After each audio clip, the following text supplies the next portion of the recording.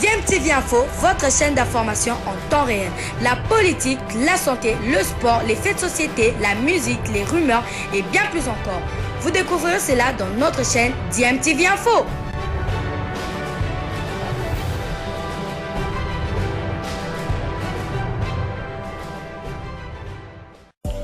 Vous êtes sur DMTV, bonjour ou bonsoir, tout dépend de l'heure à laquelle vous nous suivez. Tout plaisir est pour nous de vous retrouver, mais surtout de savoir que vous êtes nombreux en train de suivre votre chaîne YouTube DMTV. DMTV qui vous propose l'actualité, vous propose également des analyses et des réflexions sur des sujets d'actualité, sur des faits sociaux, tout simplement sur des réalités que nous observons ici chez nous en République démocratique du Congo.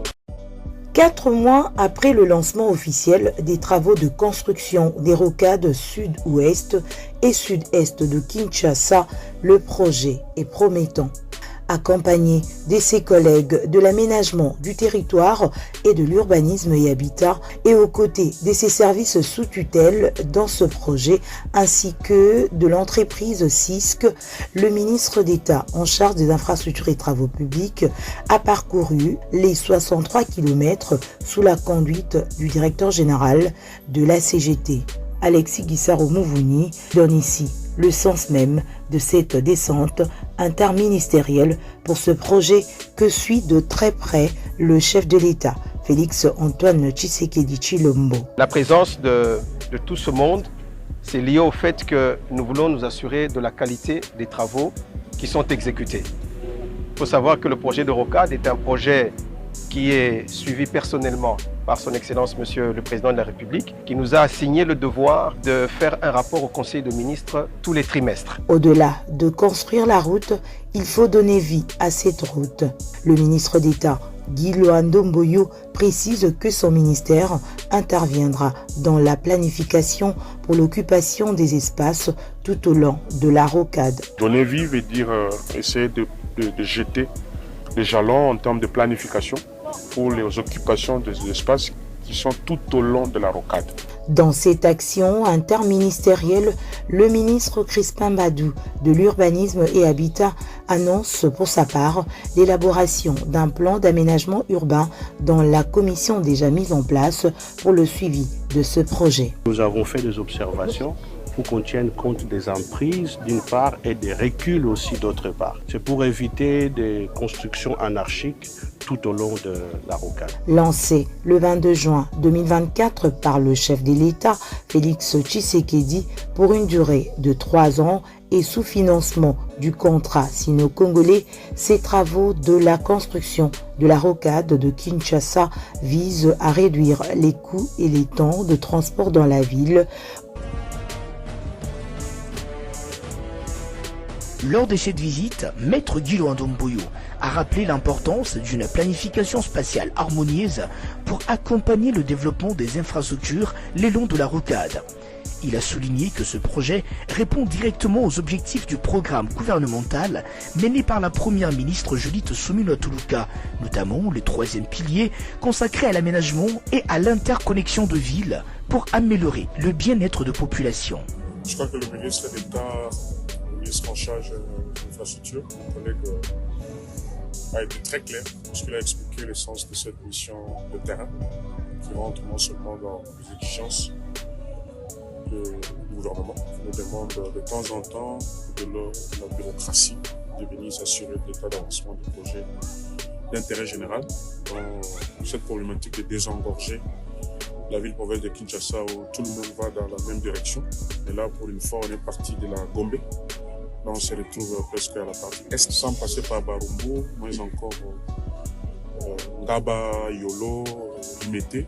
Mais on a parcouru, je crois qu'on est là, ce qui est une première. Pour celles et ceux qui ne savent pas, c'est cette façon de faire pour désengorger la ville. Donc je suis très content. Je tiens à féliciter mon collègue le ministre de l'Infrastructure et tous les services qui sont sous sa tutelle pour ce travail de titan. Lorsqu'il a été présenté ce dossier au Conseil des ministres, nous pouvons entrer avec joie pour témoigner auprès de tous les autres collègues qu'enfin la rocade n'est pas une utopie.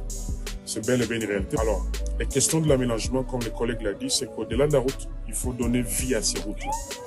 Donner vie veut dire essayer de jeter les jalons en termes de planification pour les occupations des espaces qui sont tout au long de la rocade.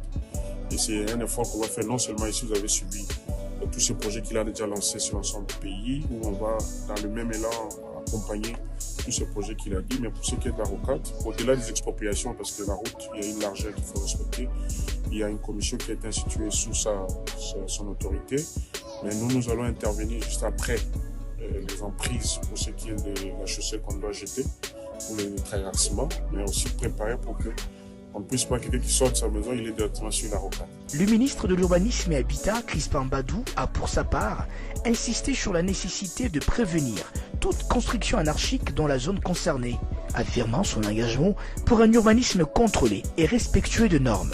Plusieurs entreprises publiques, dont l'Agence congolaise des grands travaux, l'Office de route et l'Office de voiries et drainage. Les deux lots des travaux du projet Lombo-Mitwa-Bamanono concernés par cette réception provisoire sont les 86 km de la route revêtue en bicouche partant du village Pandé dans la chefferie des Bassanga située au PK 21 jusqu'au village d'Ikouloué localisé au PK 106 et les 12 ponts construits sur les cours d'eau compris entre le village Kubo au PK 165 jusqu'à la localité Kiolo, localisée à 360 km du point de départ. La commission de réception provisoire, amenée par le représentant du ministre des ITP, a inspecté ces deux lots sous la conduite de la mission de surveillance de l'Agence congolaise des grands travaux. La boue et les bourbiers qui régnaient en maître sur cette route sont désormais remplacés par une bicouche bien exécutée qui a déjà atteint le PK 220. Pour cette réalisation, tout a commencé par la création d'une bonne couche de fondation en latérite,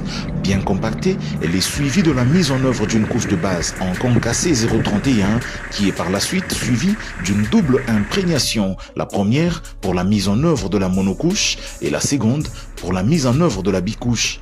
Le résultat, c'est une route bien revêtue en bicouche qui garantit une bonne circulation. Au village Mumbolo, au PK 220, l'entreprise Crexet exploite une immense carrière d'où sont extraits des matériaux rocheux qui servent à la mise en œuvre de cette bicouche. La réserve de la roche est immense, autant que le stock déjà produit, ce qui garantit une disponibilité de ce matériau. Ce projet a également pris en charge le remplacement de tous les ponts métalliques qui se trouvaient sur cette route par des ponts en béton qui ont un caractère définitif. De 2018 à 2023, les ponts Munkana, Mouvoulé, Mumbolo, Kibula, Bissonso, Penge, Kalumengongo 1, Konga, Watupempe, Ntambo et Manda ont ainsi été construits selon ce modèle. L'ensemble de ces ponts a également été réceptionné par cette commission. Les améliorations attendues sur ce projet ont été couchées dans un procès-verbal signé par les parties prenantes au projet.